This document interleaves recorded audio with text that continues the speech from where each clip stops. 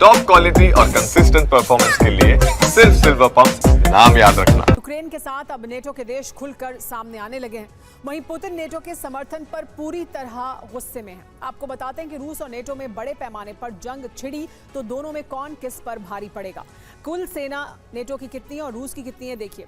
NATO की 76 लाख सेना है और रूस की 45,70,000 है। 76,28,782 सैनिक हैं नेटो के पास। नेटो की कुल जो एक्टिव सेना है वो 33,90,797 है, तो वहीं रूस की 13,20,000 एक्टिव सेना है।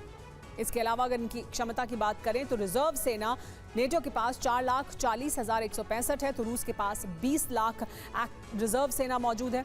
इसके अलावा जो पैरामिलिट्री यूनिट है वो नेटो के पास 7,97,820 हैं, तो रूस के पास 2,50,000 हैं।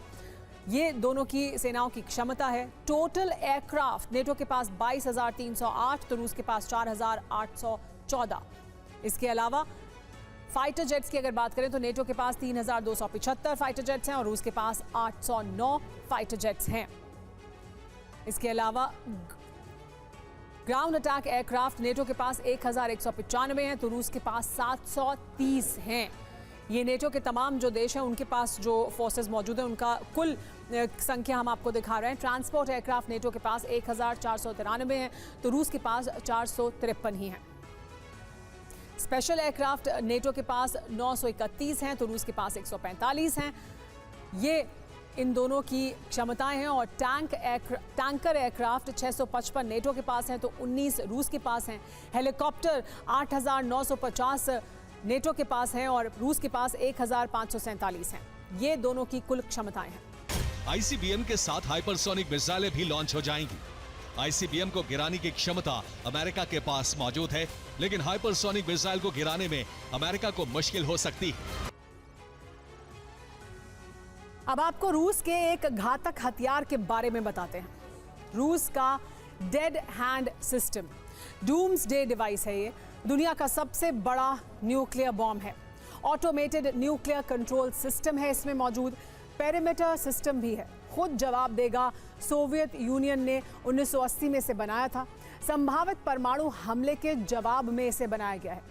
1985 में ऑपरेशनल हो गया था ये सिस्टम। आप एक्टिव हो जाता है डेड हैंड सिस्टम। किन बातों की मॉनिटरिंग होगी? Communication frequencies, radiation level, air pressure, heat और भूकंप जैसी हलचल।